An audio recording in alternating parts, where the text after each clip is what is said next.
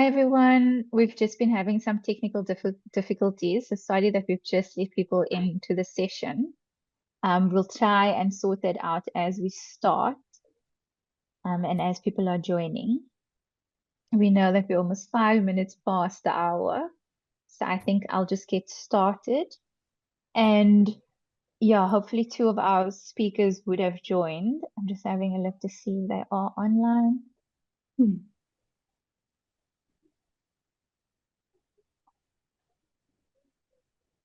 I'm sure they'll join as we get started. So welcome to our first webinar for 2025. And I'm Genevieve Alpsrani, the Community of Practice Lead for the GPI, and I have the honor of opening the session today. We have a very exciting webinar lined up, recognizing the International Day to End Corporal Punishment, which is taking place on the 30th of April. This is more than just a webinar, it's also a continuation of the commitment or the global commitment, a shared pledge to uphold the dignity and rights of every child everywhere. And as many of you know, at the recent meeting of the Global Ministerial Committee on Ending Violence Against Children, governments made bold and clear pledges to end corporal punishment in all settings. So today's discussion will explore not only the legal and policy frameworks needed to ban corporal punishment in all settings, but also the cultural shifts, public awareness, campaigns, and support systems necessary for meaningful implementation. We will be hearing from champions of child rights. We'll also learn from country examples and explore how the GMC can serve as a catalyst for progress, ensuring that no child is left behind. So as I said, we obviously have this very exciting webinar and we have a wonderful panel lined up for you all today. But before we get to that, I just want to point out a few key housekeeping points. So please note that this event will be recorded and will be made publicly available. Hopefully within the next week, you'll be able to access that from our various platforms. And to avoid any disruptions, only the speakers' cameras and microphones will be activated during the session. And if time allows, we've tried to allocate some time. We'll have a Q&A session. And I think it does indicate on the screen where you can find the Q&A box. So please feel free to add any questions to the section and our panelists will try and answer as we go through the session. If not, we will try and get to them before the end of the webinar. And so now I'd like to give a warm welcome to our panel today. I hope with us we have Dr. Isang Awa. I know she's been struggling to get onto Zoom, the head of advocacy at the Global Parenting Initiative. She'll also be the moderator for today's discussion. Isang is a passionate advocate for evidence-based playful parenting programs, working to enhance child well-being worldwide, and collaborates with national governments, UN agencies, NGOs, as well as faith-based organizations to drive the adoption of parenting for lifelong health programs. And as part of our panel today, we have Bess Herbert, who I also hope has joined in the meantime, who is globally recognized expert in ending corporal punishment and violence against children, with over 25 years of experience advocating for children's human rights. She brings with her a wealth of knowledge on protection, prevention, and the intersection between climate change and violence against children. We also have with us today Lucy Jamison, who is a child rights expert with extensive experience in governance, law reform, policy development, and child protection. With 18 years experience in political campaign management, communications coordination, as well as public consultation, she is dedicated to strengthening participatory democracy as well as advancing children's rights. And last but not least, who I know is also on this call, is Dr. Betty Okot, who has extensive experience in qualitative research and a growing interest in multi- and transdisciplinary approaches.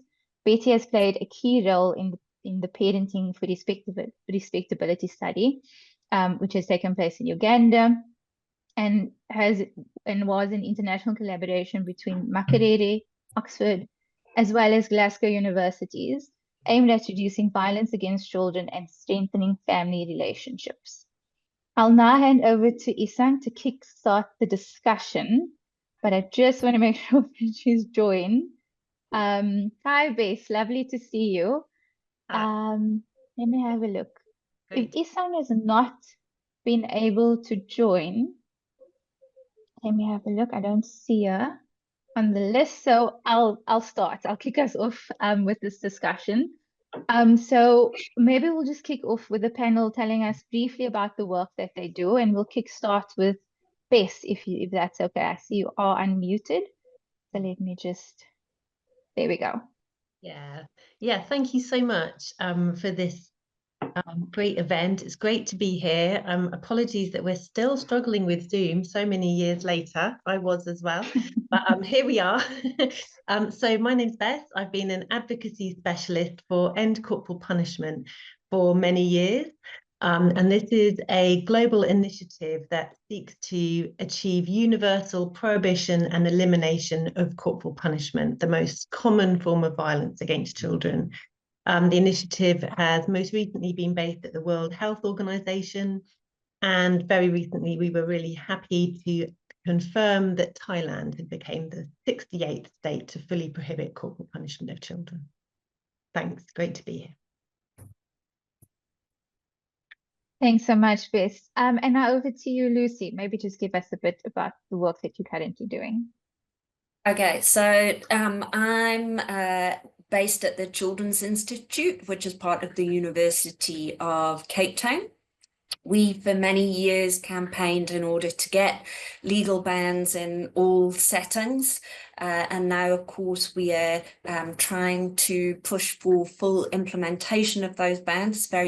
It's much easier to get the legal ban than it is to change practice, but there are a range of things that we've been doing. We're very lucky in South Africa that rights are justiciable, so we've taken government to court, but we also work with practitioners, caregivers, children themselves, and of course we do research and education as we're based at a university. Thank you.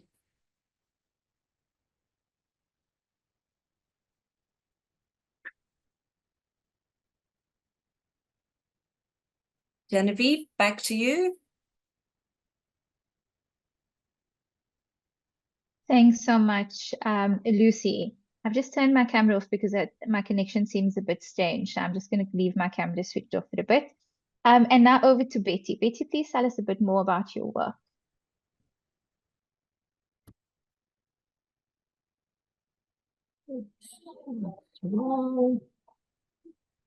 Hello. Hi, Betty. We can hear you. Please go ahead. Okay. Good morning, everybody, and thank you for inviting me to this webinar. Betty Okot. I'm based at Makerere University, the Child Health and Development Center, which is a research and teaching department within the College of Health Sciences and the School of Medicine.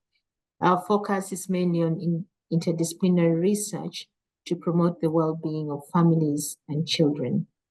On this program, I'm a postdoc studying playful parenting and violence prevention under the Global Parenting Initiative. Thank you so much.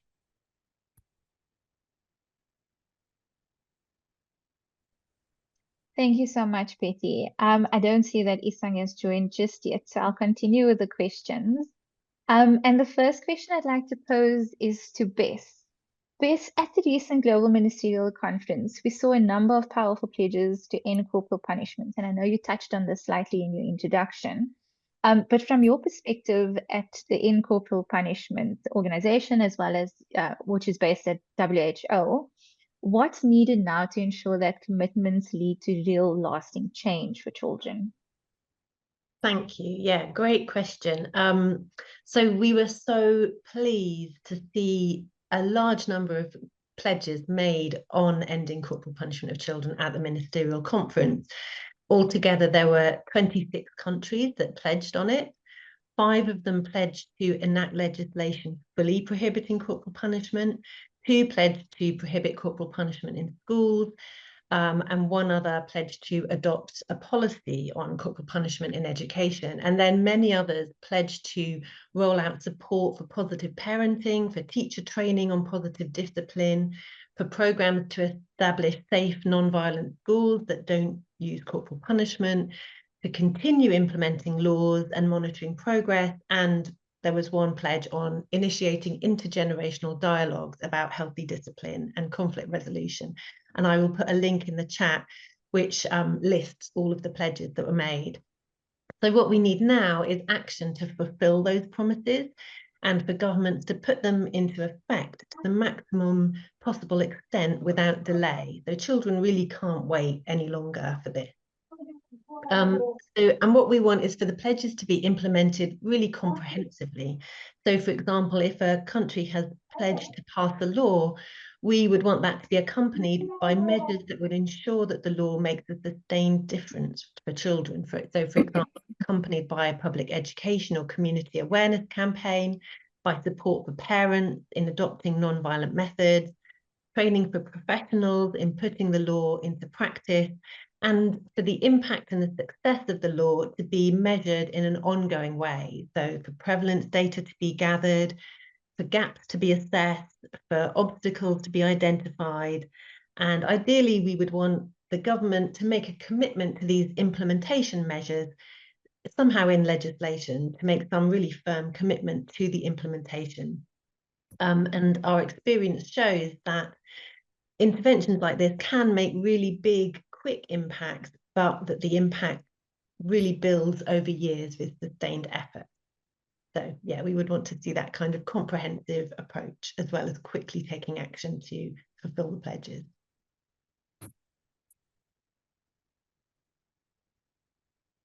Thank you.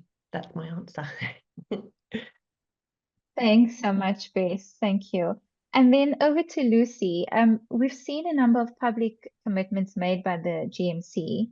And from a governance and accountability lens, what does it actually take to translate those into action, and what practical tools or mechanisms would you suggest for tracking progress as well as holding government accountable?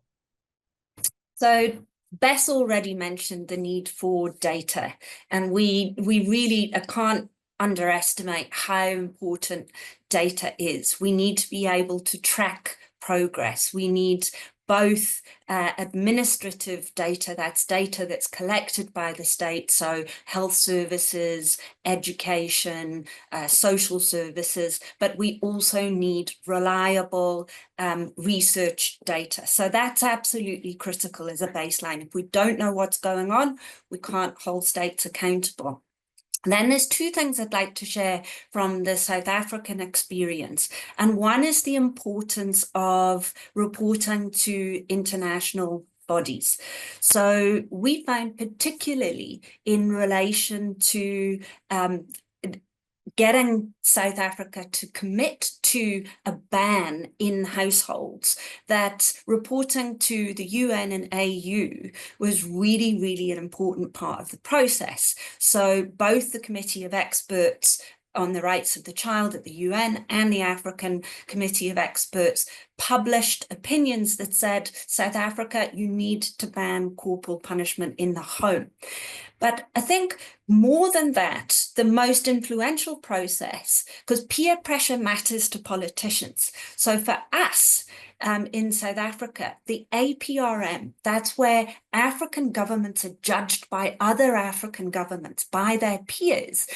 When a recommendation came out of that forum to say, you really need to tackle this problem and you need to legislate a ban. And the same is true for monitoring progress. So you can use those mechanisms either to push for a ban or to track progress and make sure that peer pressure is there. But then the second thing I'd like to highlight from South Africa is that it's not just about holding the government as a, collective, as a national body to account. Teachers, in our case, are what we define legally as organs of the state, right? They work for government. They are responsible for implementing that ban in their work. And South Africa banned corporal punishment in 1996. But way back in, so we've had this ban in place for 30 years, but the most recent data shows that there's still over 1 million school children a year experiencing corporal punishment, and of course many more witnessing that. And I mean, just yesterday I was approached about a case where a 17-year-old had been beaten with a PVC pipe that a teacher had brought into the classroom for the specific purpose of hitting and causing harm to a child. So what we can share from here is how we've tried to tighten the net to make sure that the ban is actually implemented. And as I said, we can take government to court here. And what we did was, rather than, focusing on that one individual, but was look at the sanctions that were applied. So why are teachers still doing this 30 years down the line? Is because literally the sanctions that are imposed are insignificant. They would get a 10 to 15,000 rand fine, which, to put that in context, is about half a month's salary, and it would be spread out over 12 months. And then they would return to the classroom. Well, so what? Yes, it's embarrassing and you have to go through all those steps. But we went and we took it all the way up to the Supreme Court and said, what we have to do is make sure that there are meaningful sanctions that include rehabilitation. So the Supreme Court ruled in favor and said, before a teacher goes back to the classroom, we have to make sure that they've gone through a training program to help them change their behavior, to equip them with the skills to do things differently on their return. So remember, accountability, it's both at the top in terms of national state policy programming, but it's also about the individuals who are responsible for implementing those bans. Thanks so much, Lucy. And now I'll hand it over to Betty. Betty, the question I have for you is around, there's often this gap between global commitments and local realities. And from your work, especially the work that you've just mentioned in opening, on the ground in Uganda, what does turning pledges into action really look like? Thank you so much. Taking on from my colleagues who have presented already, there's a lot of gaps, I would say, between what is pledged globally, nationally, and the realities on the ground. If I go back to the pledges to end corporal punishment, the big issue still remains about why we still have corporal punishment in schools, why we have corporal punishment at home. This arises from the disconnect between what is in policy and what happens in reality. In Uganda, for example, we still have endemic societal tolerance and endorsement of corporal punishment. You go to our schools and you still find the same things Bess and Lucy were talking about. Teachers still beat as a mechanism for teaching or a mechanism for instilling discipline, which is wrong. It all goes back to the school culture, school leadership and management failure, and the idea that communities still conflate discipline with punishment. Those two things are different. From my experience of conducting research among children in schools and in the community, you find that children actually are exposed to corporal punishment for reasons that I would say silly at the least, okay? Things that the schools can actually manage or families can manage by implementing simple rules and agreeing, negotiating with the child about how they should behave and conduct themselves. Children tell you, we are beaten for poor performance. In my experience as a teacher educator, or even as a classroom teacher, I know that if a child performs poorly, it should actually be a question on my teaching. It is not the child's performance, first of all. There are things that drive children not to perform well. A child is exposed to violence simply because of littering. Why are there no proper programs around maintaining cleanliness in school and children taking responsibilities for that? Being unkempt and untidy, late coming, poor handwriting, sleeping in class. And at worst, a child is hit with a metallic rod. Recently, I met a parent who was talking about a 6-year-old who succumbed to, I think she was beaten in school by a teacher. And I think she passed away because she was hit by a metallic rod. So now, for me, turning pledges into action would come in the form of policy enforcement. In Uganda, we have a ban on corporal punishment. We have also a policy against violence against children in schools. Why are these things still happening if we have all these policies on paper? So it means government has to collaborate very closely with departments that are close to communities and schools, ensure that teachers are actually doing the right thing. We also need to look at the teacher education curriculum to understand where the gaps are in their pedagogies, that they do not understand the soft skills of managing discipline, the soft skills of employing emotional intelligence in negotiating student-teacher interactions in the classroom. And it goes to another example would be in terms of catalyzing the children's own agency. Children can speak for themselves. Children can point to where things are going wrong. But in terms of research, most times we do not pay enough attention to how much a child can contribute to our understanding of the causes of corporal punishment and how they can be helped. For instance, teacher-parents meetings at schools. We could have children as students' representatives attending as observers. I have children who have suggested that schools should actually promote suggestion boxes and ensure that the information that goes into the suggestion boxes are read by the administration with the students' representatives to ensure that they're actually paying attention to what the children are anonymously reporting. Then the iReport system would also help us begin tracking and monitoring what goes on in the school space.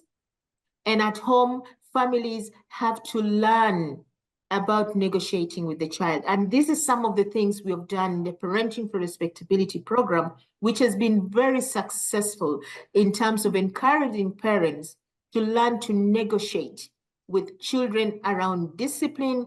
At the end of the trial, we saw a 49% reduction in child maltreatment. From the children's report. Thank you. Thanks so much, Betty. Sure. Yeah, if I could close, from the children's report in that research, we learned that corporal punishment in the home had reduced immensely, much as mothers had been cited as the worst at administering corporal punishment. By the end of the trial, many mothers were doing things differently with their children. Thank you. Thanks so much, Betty. And I just want to quickly introduce Dr. Isang Awa, who is our moderator for the session. So I'm going to hand straight back to her to take us through the next round of questions. Thank you so much, Jen. And first of all, I want to say a huge apologies to everyone that I'm joining so late. I've had issues with Zoom this morning, but I want to thank Maggie for her support and Jen, who so ably stepped in. Thank you so much, everyone. With that, I'm going to dive in straight to the next question, and it's for Lucy. Thank you to all the panelists. Lucy, your background in participatory democracy is especially relevant when we think about social norm change. So how can we ensure that communities and children themselves are meaningfully involved in shaping responses to corporal punishment?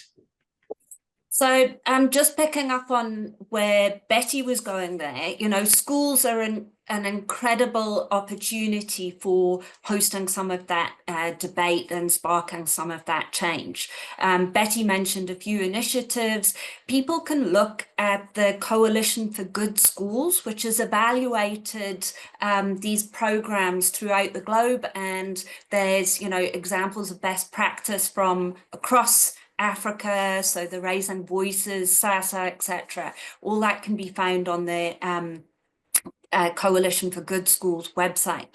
Then, you know, one of the things that we did here as the Children's Institute, you know, was working on a model code of conduct for schools. Now, you know, in this space, we talk about having a whole schools approach, and that means engaging parents, school governing boards, and children. And discipline is always a huge area that needs to be included and discussed when you're talking about codes of conduct in school. But beyond that, I mean, one of the things that was incredibly helpful in South Africa was that we began to work with religious leaders and traditional leaders.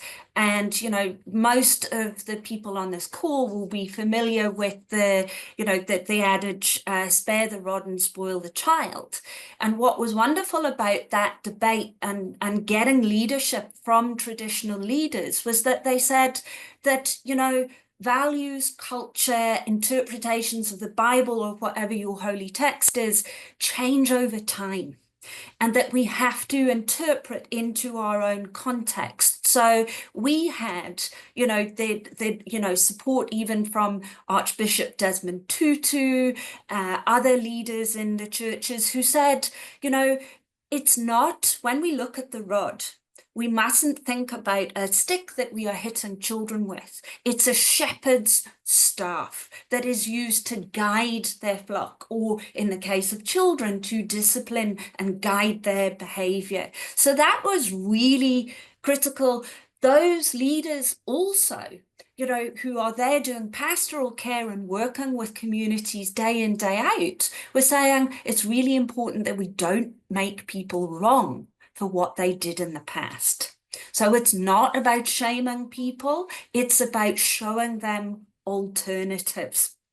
And just one last point very quickly, you know, particularly when we are talking about, you know, so social norms is one thing, and you've got to work in communities, you've got to work online, you've got to work with media, but when you're actually engaged one-on-one with different groups, we have to respect that often, you know, their starting point is not the same as ours. And particularly when we did work with children, when we were looking at trying to change the law, you know, you'd go into a group and to start with, we expected, oh, kids will be on our side. You know, we often found that it was 50-50, even when we were talking to children, of children who supported corporal punishment and children who were anti it. And they would say things like, you know, oh, it's part of my culture, I deserve it. So our starting point was, we had to say, if we're going to engage children, we have to, number one, respect their right to participate and be heard. So we started with a commitment to say, whatever your stance is, we will help you to engage in the process and to share your view. And we took it on ourselves to say that, you know, as part of that progress, we had to educate and allow children to develop their own conclusions, but with, you know, input from experts and guiding them through the consequences, the alternatives that they would you know, support ultimately the ban. And so it's you know, it's not an easy or short process. You have to take them through, you know, you have to be responsible. And at the end of the day, if they're still pro-corporal punishment, then you have to allow them to say that. But I guarantee you that you can bring, there will be other voices that are pro a ban, and it's our job to just increase that number. So yeah, those were our experiences. Thank you you so much, Lucy. That's so helpful. And I love the idea. I love to hear about the role that religious leaders played in the context you've shared, because I think that they have such a key role to play in shaping the social norms. Okay, thank you again, Betty. Lucy, the next question is for Betty. Betty, you've conducted research on violence within schools, including how teachers manage it. What have you learned about the root causes of corporal punishment in educational settings? And what steps can be taken to prevent this? Betty, are you there? Yes. Hello, can you hear me? Sure, thank you. Okay, thank you so much. I think I had touched a little bit on this already in my previous question. The root causes of corporal punishment stem from the societal attitude towards social punishment. We still have a strong societal tolerance for an endorsement of corporal punishment in schools and at home. So because of this, schools and teachers do not pay attention to existing laws against corporal punishment. And there's this wall of silence, a veil of silence that surrounds our schools administration. It is so opaque that parents and policymakers do not have clear insights, and they cannot monitor. Even school inspectors will not be able to dig into the level of violence in our schools. Even as a researcher, the methods we use to get the children to talk about this are sometimes things you take as trivia. For instance, I remember in one of the studies I did, to get the children to tell us about their understanding and experience of corporal punishment, we just posed a simple question. Draw a picture of what you like and what you do not like about your school. Then you see in the picture sticks, then teacher so-and-so, and you'll ask, why don't you like this teacher? She beats a lot. This is how you dig out from the child or from the children that there's corporal punishment. Because when you talk to the school administrators, they'll say, no, we understand there's a law against this. We actually do not beat the children. And yet in reality, kids are being flogged on a daily basis in the name of discipline, in the names of promoting better performance and learning outcomes. And for me, this is an excuse to cement violence in the school setting. Then, as I pointed out already, there's a question of what we call school culture. Every school has this hidden curriculum that allows them to do what they want. And among the things they want is the idea of promoting discipline. And then when you ask them, how do you do this? This is where corporal punishment is hidden as well. And very little is known about this beyond the school setting. School leadership and management systems as well, then classroom practice.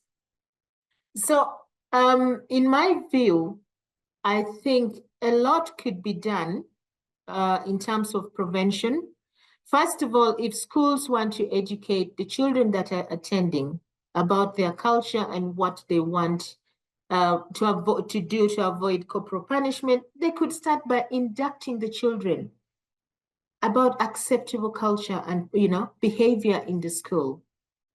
They can take teachers for refresher training to help them understand what classroom interaction is in terms of discipline and how they can avoid using brutality in the process of teaching.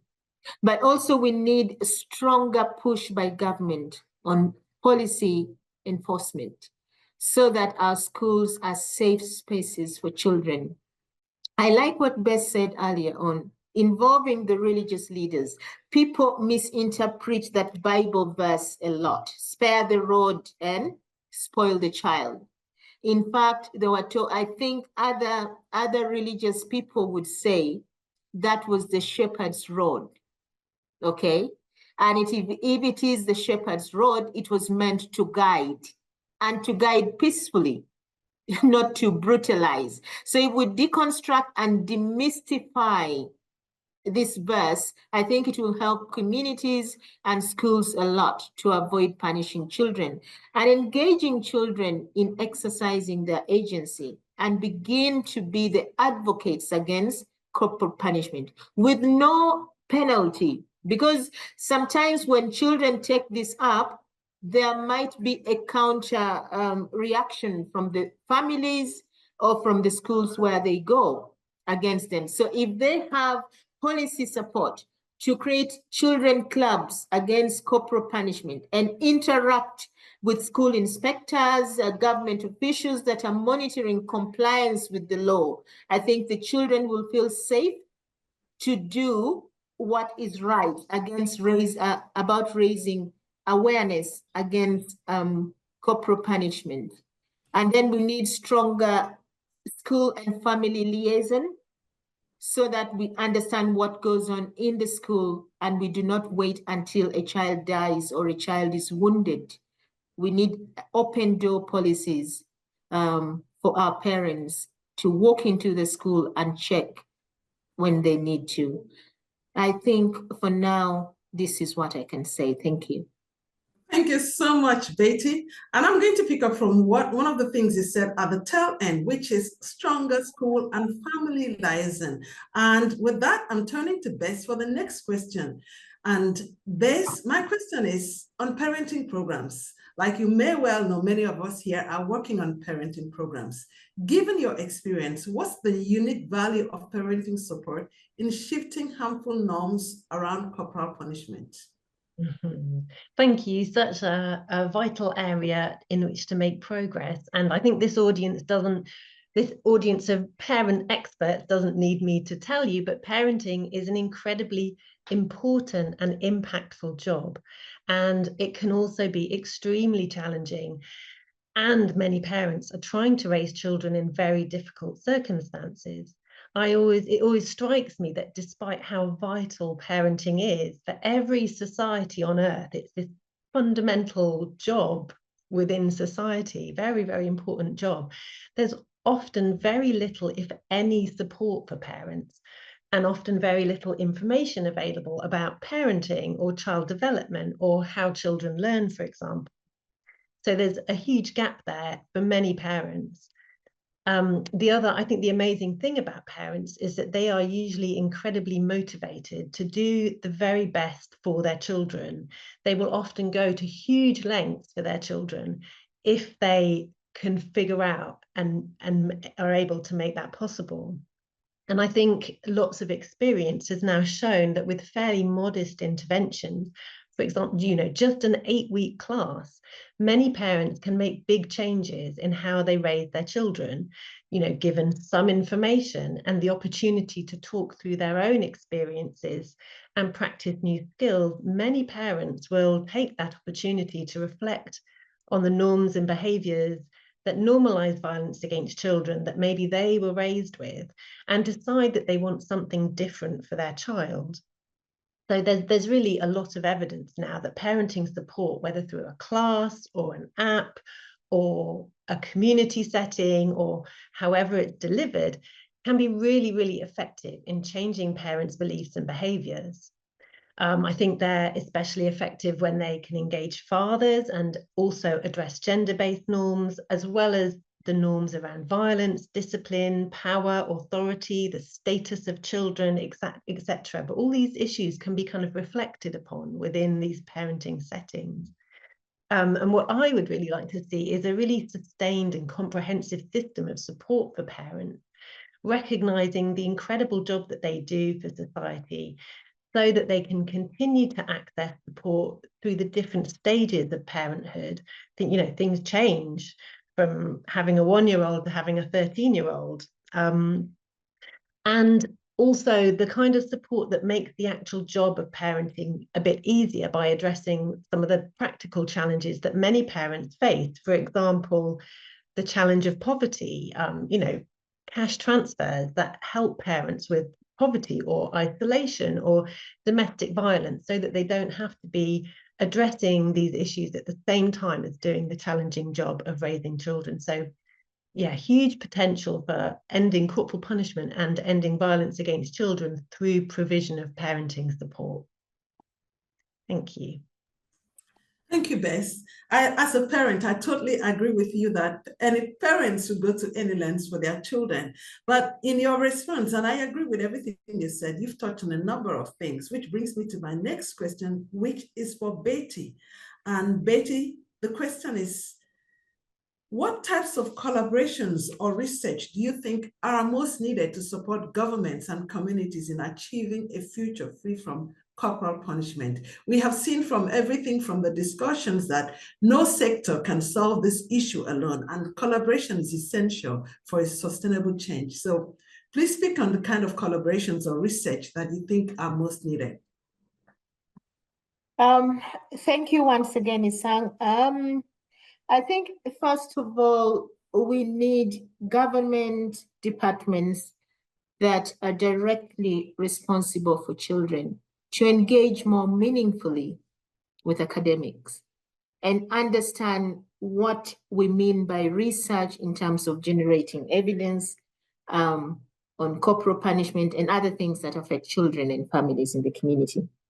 From our experience at the Child Health and Development Center, we already have a standing collaboration with one of the government departments, that's the Ministry of Gender, Labor and Social Development, the Department for Families and Cultural Affairs.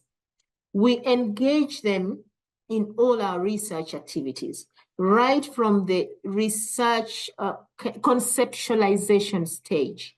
That co-creation element is very important for having them understand exactly what the objective and the goal of the study is and how we want to use the product. In terms of the research process, they engage at every stage, from the development to the community entry, you know, to when we implement, even during data collection process, to help them understand the academic lens on research and why they come in as a policy-making body.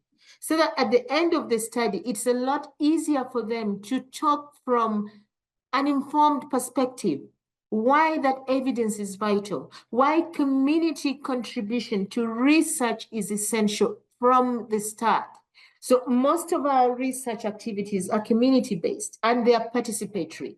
So we have the lower level government officials at the local government level engaged in many of the activities in terms of recruitment of participants, mobilization for community meetings, mobilization for dissemination of research findings. So every stage of research is collaborative, helping consensus building, helping clear understanding of that process and the meaning of it in terms of evidence building. Basically, that is what I advocate for. And I think it would help us a lot in understanding the nature of violence and how this can be. Of course, it's going to be a gradual process, but eventually how we can stamp it out. Thank you. Thank you so much, Betty. And Bess, this question is for you. And I see here that there's a question that is very similar to this. I think as a matter of, in the Q&A, as a matter of fact, I think it's almost the same question. In many parts of the world, children from marginalized groups are at even higher risk of violence. How can global and national efforts to end corporal punishment be more inclusive of marginalized populations, such as children with disabilities, those in humanitarian settings, or in indigenous communities? I believe in answering this, you will be speaking to this question, which is on how this can address how children with disabilities can be supported. Thank you. Yeah, really important question. And I will also type an answer. So yeah, we absolutely know that some groups of children particularly those marginalised in society, are often much more likely to be subjected to violent punishment. So children with disabilities, children in crisis settings, children of the poorest families or immigrant families, racialized minorities in particular societies. It's often, you know, it's consistently found that they are more likely to be subjected to corporal punishment, and this can just compound and add to the challenges and the difficulties that they're already facing. I think the first principle is to be very, very clear and unequivocal in our communication about the principle that of upholding complete respect for the dignity of every child, that violence against any child is unacceptable, and that every single child is precious, and that message needs to be part of the work that we are doing on corporal punishment at every level, within communities, at a national level, that every single child is precious and must not be punished violently. We also need to provide more support to families who are under pressure or experiencing crises. Families with children with disabilities often face overwhelming challenges, and there is often not the kind of tailored support for parents that they need when they're raising children with disabilities. So they may not understand what those children's development needs are, or how to communicate with those children. And so parents with children with disabilities need that additional support and information. And the same is true for parents in humanitarian crises. It's not surprising that faced with this level of stress, families can erupt into violence. We also need to think about how we communicate with each section of society and with the different types of families. We can't assume that one type of communication works for everybody. Are we using the right language? Are we using the right method? Is it better to use radio broadcasts, for example, or TV novellas, you know, kind of soap operas? Are we missing groups? Is it most effective for community or faith leaders to lead the discussion around ending violence against children, so that we can be inclusive and communicate with people and have the discussion with people where they're at, which has kind of already been discussed? And then I think just a final point is that evidence shows that marginalised children are especially likely to be subjected to corporal punishment in schools. So we need to think about promoting safe, non-violent schools and ongoing teacher training that takes into account discrimination against particular groups of children. And that is, for example, respectful of disability, but also has a very clear system of reporting and sanctions for staff that are violent towards children. The staff can't continue to be violent towards children with impunity. We need to see consequences for that.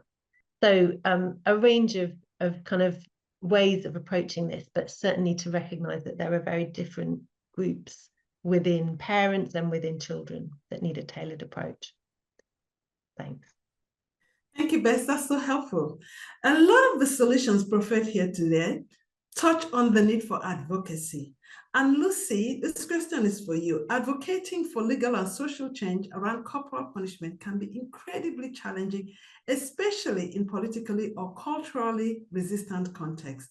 What advice would you give to advocates working in these environments who are trying to push forward legislation or social norm change?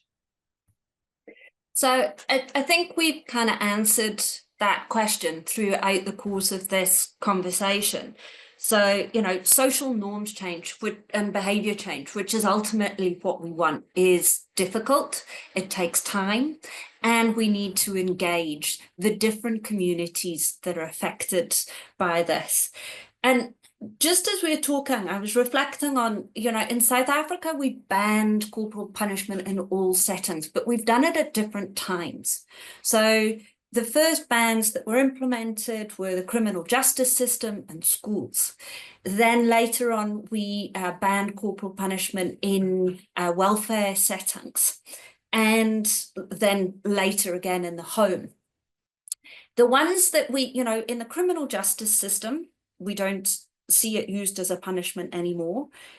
We, as mentioned before, we are still routinely, and as many of the audience members have also reflected, we still see it in schools, but in our welfare system, so in child and youth care centres, in our drop-in centres, there are isolated incidents, but they are isolated. There's been a big culture change there.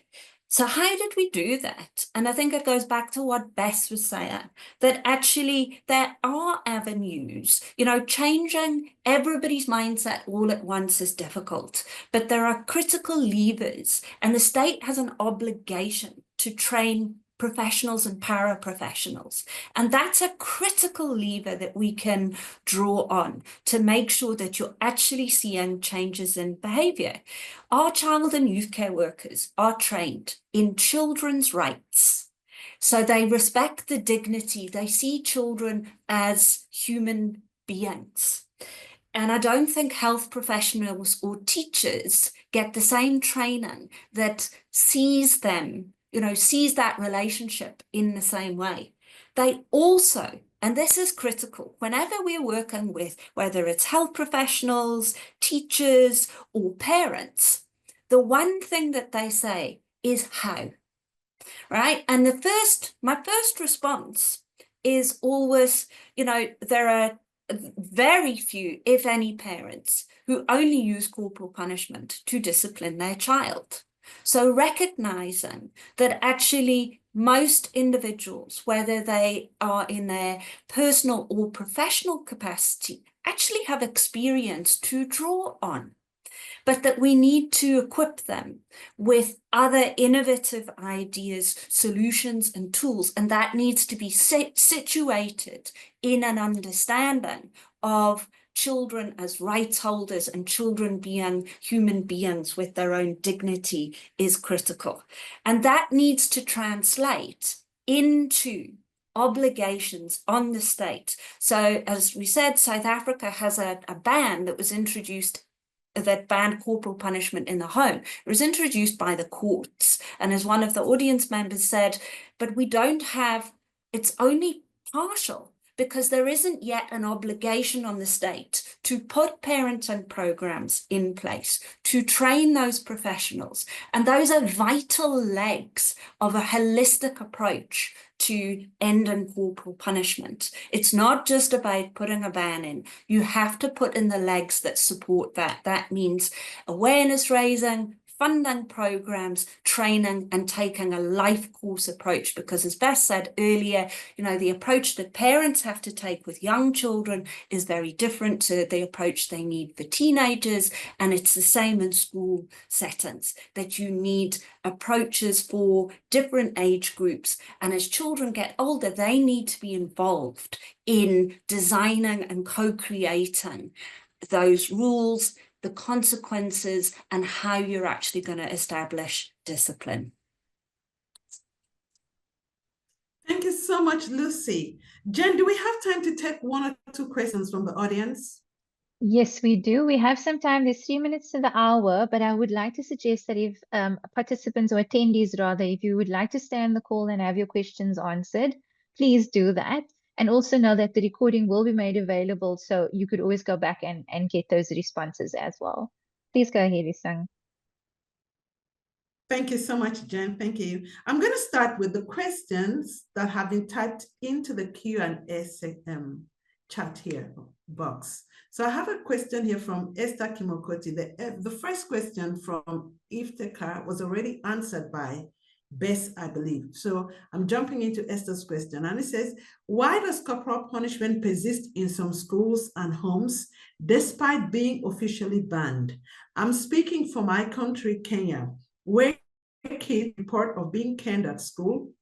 And even we have parents, some who are so close to me by virtue of relations, and have mentioned that children have to be canned to change their negative behavior. Would any of the panelists like to answer this? Please feel free to unmute yourself.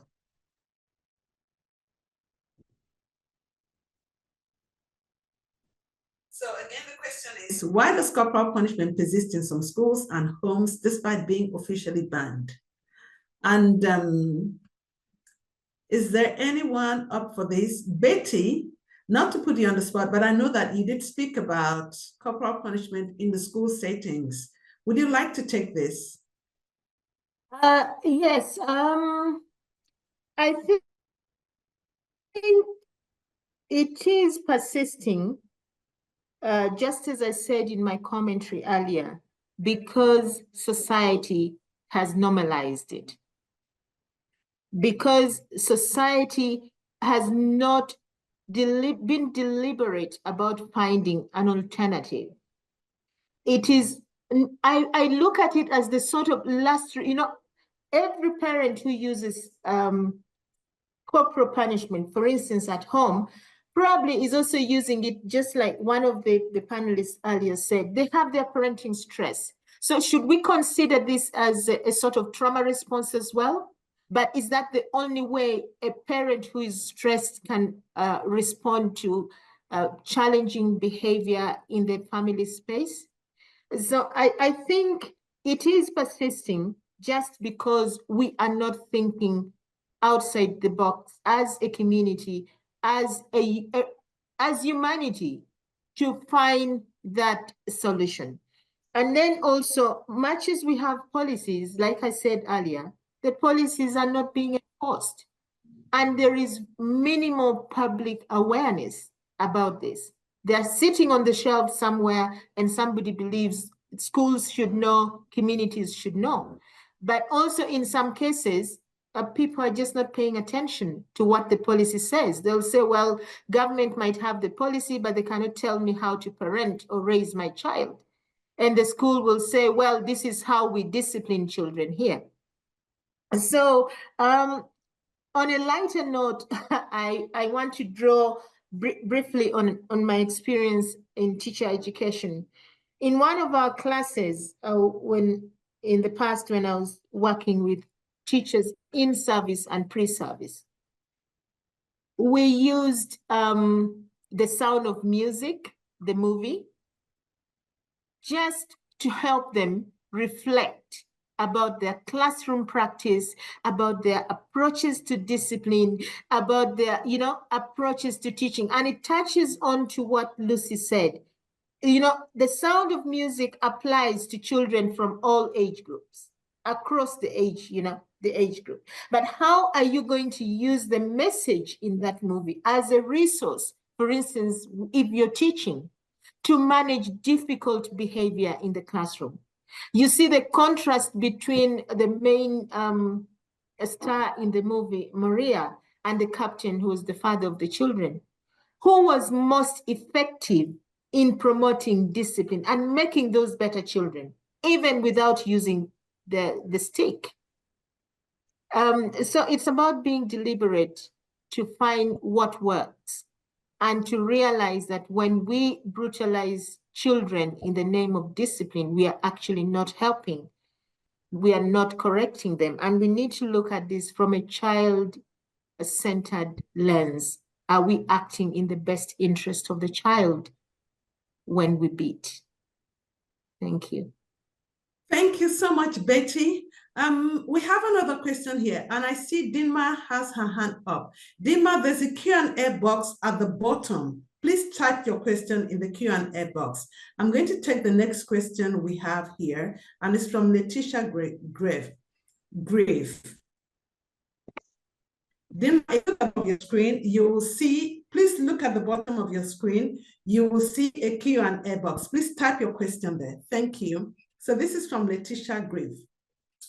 It says, in Australia, our biggest obstacle is not necessarily parents, because we've seen in a recent study that young people, 16 to 24, are moving away from corporal punishment, but from state and territory governments.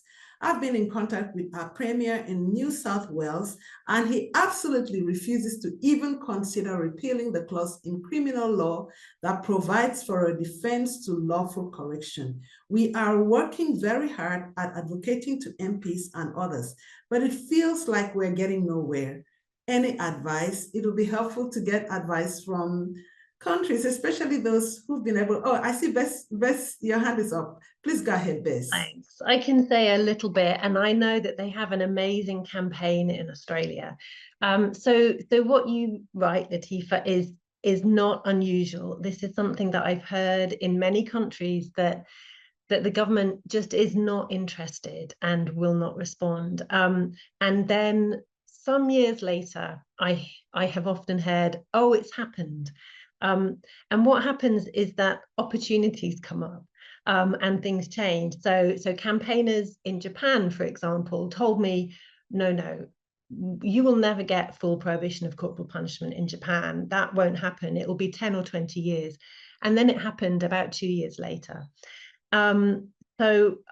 What I would suggest people need to do is form an alliance across sectors, gather and present your evidence, refine your arguments and communicate your position, recruit allies and champions, and be ready to take opportunities when they present themselves, because they will.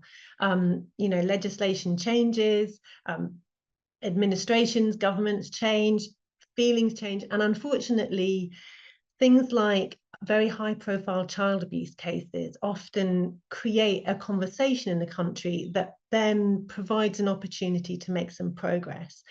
So these you kind of need to get all your campaign ducks in a row, that you're ready to go, you're making your case, and at some point, with luck, an opportunity comes along, and then you can say, look, this is what we've been suggesting for a while and we're ready to go.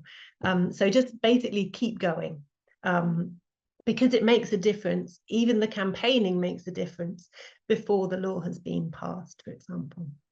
Fantastic. Thank you so much, Bess. Dima, please type your question in the Q&A at the bottom. And I see Lucy's hand is up. Yes. Yeah, I just wanted to add, to what Bess was saying. Essentially, that's how we did it in South Africa, was, multiple approaches. So we tried with Parliament, National Parliament, with the provincial parliaments. What happened in the end was that we had used every opportunity. I spoke about international reporting to those bodies, to the UNCRC, the AU, etc. What happened was we'd been we'd been involved in strategic litigation, we'd been looking for the right case. But actually, when it happened, it was the courts that came to us, because, typically, and we've been working with members of the judiciary to raise awareness, to look at South Africa's legal obligations. And finally, as I said, we didn't take the case, but the judges came to us and said, we've got a case in which the defense of reasonable chastisement has been raised. We have read in the general comments and the advisements to South Africa from these bodies that we should be dismissing this ban, this defence, and that it's not constitutional. Won't you come in as amici, friends of the court? So that opportunity came out of the blue, but it came because we'd been putting those building blocks in place. So at the time that it came through, we had all the evidence. We had the directives from the UN. We had, friends in the judiciary. We had organizations who could take up that mantle and who could present evidence to the court. And politically, it's very difficult. We managed to, back in the early 2000s, we actually got very far. We had Parliament ready to vote on a ban. We had 6 out of our 9 provinces had a mandate to push through a ban. The president called up the chair of the portfolio committee the night before the vote and said, even if you win this vote, I will not sign off on the legislation. It is too unpopular. So remember that remember that each of the, there is a political consequence to passing a ban, when it's unpopular. So for us in South Africa, the politicians, many of whom actually supported a ban, we had a majority in favor because we'd worked really hard to persuade them. But it was much easier for them to implement an instruction from the courts and to take that radical step saying, you know, the courts have interpreted the law, this is unconstitutional, we have to abide. So multiple strands, build up those bases, build up those building blocks, and the opportunity will arise. But be ready for it. Thank you, Lucy. Really helpful to hear the South African experience. And I just want to say, as we come to the end of the discussion, a huge thank you to all our panelists for sharing your amazing perspectives. Thank you also to everyone who's been on the call. I'm going to hand over to Jen to wrap up the session. Thank you so much, everyone. Over to you, Jen. Thank you so much, Isang. And just to echo all of that, thank you, Isang, for moderating the session, as well as to our speakers. I think that it was really insightful and obviously taking ahead some of the pledges that had been made and some of the discussion that had happened at the GMC late last year. Thank you again to everybody for signing up and also staying for 10 minutes past the hour. It was just meant to be an hour webinar. We'd like to remind you to please sign up to our newsletter to stay informed and obviously to get more of the information around our upcoming webinars. And we just like to thank our partners as well, including the Lego Foundation, for all of its support. Yeah, wrapping up now and looking forward to seeing all of you again at the next webinar. Take care, everyone. Thank you. Thank you for having us. With you. Bye. Bye. Thank you. Goodbye.